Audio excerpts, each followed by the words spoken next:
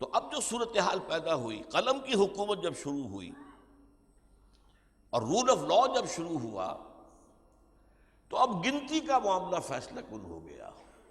ایک اعتبار سے ہندو مسلمان برابر ہو گئے، وہ بھی غلام ہم بھی غلام، وہ بھی انگریز کے غلام ہم بھی انگریز کے غلام۔ اگر معاملہ تلوار کا رہتا تو اب بھی مسلمان کا پلڑا بھاری رہتا۔ اب تلوار تو نیام میں گئی، اب تو تعداد کا معاملہ ہے۔ جس کی تعداد زیادہ ہے اس کی حیثیت زیادہ ہے، اس کے حقوق زیادہ ہیں، اس کا اختیار زیادہ ہے، اس کو غلبہ زیادہ حاصل ہوگا۔ نتیجہ یہ نکلا کہ پہلی مرتبہ تقریباً 1000 سال کے بعد ہندوستان میں مسلمانوں کے دل میں خوف پیدا ہوا ہندو اکثریت کا۔ ہندو اکثریت ہمیں دبا لے گی، ہندو اکثریت ہمیں ایکسپلائٹ کرے گی، ہندو اکثریت ہم سے اپنی 1000 سالہ غلامی کا انتقام لے گی۔ ایک خوف کے جذبات مسلمانوں میں پیدا ہوئے، اس لیے کہ فیصلہ تو ہو رہا ہے گنتی کے اوپر، اب تلوار کا معاملہ تو ہے نہیں۔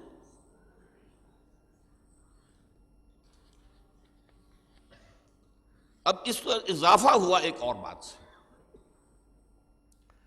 انگریزوں کے ساتھ معاملے میں ہندوؤں اور مسلمانوں کے رویے میں فرق تھا۔ ہندوؤں کا معاملہ کیا تھا؟ غور کیجئے، یہ باتیں بہت اہم ہیں، آپ کو انسائٹ دیں گی۔ پچھلی تاریخ ہماری جو ہے اس کے اندر ایک بصیرت حاصل ہوگی کہ کیا ہوا، کیوں ہوا۔ ہندو پہلے بھی غلام تھا، اب بھی غلام ہے، اسے تو کوئی صدمہ خاص نہیں ہوا۔ پہلے مسلمانوں کا غلام تھا، اب انگریز کا غلام ہو گیا، اس کا سٹیٹس تو جو کا تو رہا۔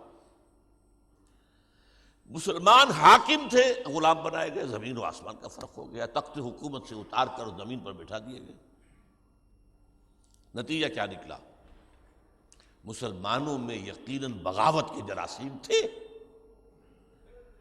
مسلمانوں کو یاد آ رہا تھا کل تک ہم حاکم تھے یہاں کے، لہذا فطری طور پر ان کے اندر جذبات، انگریز کو یہاں سے نکالنے کی جد و جہد، وہ جذبات موجود تھے۔ ہندو میں نہیں تھے۔ ہندو کے لیے معاملہ تھا چینج آف ماسٹرز، پہلے آقا مسلمان تھے، اب آقا جو ہے وہ عیسائی یورپی آ گئے۔ یہاں کیا معاملہ تھا؟ مسلمانوں میں پے بپے تحریکیں اٹھ رہی تھی کہ کسی طرح ہندوستان کو دوبارہ دارالاسلام بنایا جائے۔ سب سے پہلے شہیدین کی تحریک اٹھی، سید احمد بریلوی رحمۃ اللہ علیہ، جن کے قریب ترین ساتھی تھے شاہ ولی اللہ دہلوی کے پوتے شاہ اسماعیل شہید رحمۃ اللہ علیہ، تحریک شہیدین، جہاد کیا۔ اب انہوں نے اسکیم یہ بنائی تھی اس وقت، یہ جاننا چاہیے، یہ ہماری تاریخ کا بہت اہم واقعہ ہے،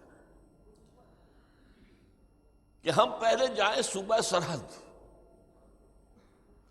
وہ پورا علاقہ جو ہے عالم اسلام کے ساتھ ملحق ہے، متصل ہے، پہلے وہاں جا کر ایک اسلامی حکومت قائم کریں، پھر وہاں سے سکھوں کو شکست دیتے ہوئے، سکھا شاہی تھی یہ جہاں آپ بیٹھے ہیں، یہاں تو سکھوں کی حکومت تھی نا، پشاور پر بھی سکھوں کی حکومت تھی، سرحد میں سکھوں کی حکومت تھی، پنجاب سکھوں کی حکومت تھی، اور سکھوں کی حکومت کو کہتے ہیں سکھا شاہی، کوئی قانون وانون کا واسطہ نہیں ہوتا اس میں، جو چاہے خالصہ کرے۔ اس لعنت سے پہلے مسلمانوں نے پنجاب و سرحد کو چھٹکارا دلایا جائے، اور پھر یہاں سے تحریک شروع ہو آگے انگریز کو دھکیلنے کی۔ انگریز مشرق سے چلا آ رہا تھا نا، سب سے پہلے وہ آیا تھا بنگال میں، پھر بڑھا آگے بہار میں آیا، تو اس کو دھکا دے کر واپس جو ہے بنگال میں پہنچا کر، اور وہاں سے وہ جو ہے بے آف بنگال اس میں اس کو غرق کیا جائے۔ یہ کوشش، اور یہ جان لیجئے حضرت سید احمد بریلوی رحمۃ اللہ علیہ 13ویں صدی ہجری کے مجدد تھے، بہت عظیم شخصیت، اور جو ان کا جہاد تھا وہ صحابہ کرام کے جہاد کے نقشہ تھا، لیکن بہرحال اللہ تعالیٰ کی مرضی اور مشیت، وہ جہاد بظاہر ناکام ہو گیا۔ 1831 میں حضرت سید احمد شہید اور شاہ اسماعیل شہید اور ان کے ساتھ سینکڑوں ان کے ساتھیوں نے جام شہادت نوش کیا، بالا کوٹ ہیں، بالا کوٹ کی مٹی کے ذرے ہمارے عزم کے خونی نشانات۔ اس کے بعد بھی دو طرح سے اس تحریک کے اثرات جاری رہے۔ سرحد کے علاقے میں مجاہدین مسلسل کام کرتے رہے، وہ ان کے خاتمے کے بعد، ان کی شہادت کے بعد وہ بیٹھے نہیں، انگریزوں کو ناک چرے چبواتے رہے آخری وقت تک۔ دوسرے ہندوستان میں مسلمان علماء میں تحریکیں چلتی رہی، اور بے شمار علماء جو ہیں وہ پھانسی چڑھائے گئے۔ مولانا جعفر تھانیسری رحمۃ اللہ علیہ کی اگر آپ کتاب پڑھیں کالا پانی، تو کتنے لوگوں کے ساتھ کتنے لوگوں کو سولی دی گئی، درختوں پر لٹکا دیا گیا۔ تو مسلمانوں کے اس جذبہ جہاد کو اور آزادی کو کرش کرنے کے لیے انگریز نے آئرن ہینڈ استعمال کی۔ اور یہ تحریک سمجھیے آپ کہ 19ویں صدی 20ویں صدی کے شروع تک چل رہی ہے، جبکہ حضرت شیخ الہند مولانا محمود حسن نے ریشمی رومال تحریک شروع کی ہے۔ پروگرام یہ تھا کہ ایک طرف ترکوں سے مدد مانگی جائے اور ایک طرف افغانستان سے مدد مانگی جائے، ہم یہاں سے بغاوت کریں، باہر سے یہ فوجیں آئیں تاکہ انگریز کو یہاں سے نکال کر دفع کر دیا جائے۔ وہ بھی اس کا جو ہے راز فاش ہو گیا، پکڑ دھکڑ ہوئی، ہزاروں لوگ پکڑے گئے، سزائیں ہوئیں۔ حضرت شیخ الہند رحمۃ اللہ علیہ مکہ مکرمہ سے گرفتار ہوئے، وہاں وہ گئے ہوئے تھے، چونکہ مدینہ منورہ میں ابھی تک ترک گورنر موجود تھا، مکہ ترکوں کی حکومت سے نکل چکا تھا، وہاں شریف حسین کی حکومت تھی، لیکن مدینہ میں ابھی گورنر موجود تھا۔ اس گورنر کے ذریعے سے دارالخلافہ ترکی سے رابطہ قائم کرنے کے لیے گئے تھے، لیکن وہاں وہ گرفتار کر لیے گئے، اور شریف حسین نے گرفتار کر کے خود، اور یوں سمجھیے چاندی کی تشتری میں رکھ کر پیش کر دیا انگریز کو کہ لیجئے یہ آپ کا جو باغی ہے یہاں پر بغاوت کے جراثیم پھیلا رہا ہے۔ اور شاید آپ کو معلوم ہو ان کے نام کے ساتھ اسیر مالٹا آتا ہے، انگریز انہیں گرفتار کر کے ہندوستان نہیں لایا، مالٹا لے گیا۔ کہاں؟ میڈیٹرینین کا جزیرہ، کہ اگر ہندوستان کی جیل میں یہ رہا مرد حر تو اس کے سانسوں کے انداز جو ہے اس سے بھی ہندوستان کے اندر بغاوت کو تقویت ملتی رہے گی۔ اقبال کے نفس سے ہے لالے کی آگ تیز، ایسے غزل سرا کو چمن سے نکال دو، چمن سے نکال کر کہاں بہرے وہ میڈیٹرینین اور وہاں جا کر مالٹا۔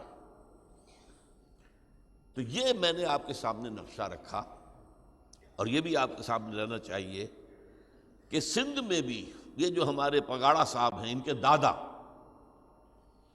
انہوں نے وہاں پر جو ہے انگریزوں کو چین سے بیٹھنے نہیں دیا۔ پنجاب کا معاملہ کچھ اور تھا، پنجاب میں انگریز آیا، اس نے یہاں کے مسلمان کو سکھا شاہی سے نجات دی،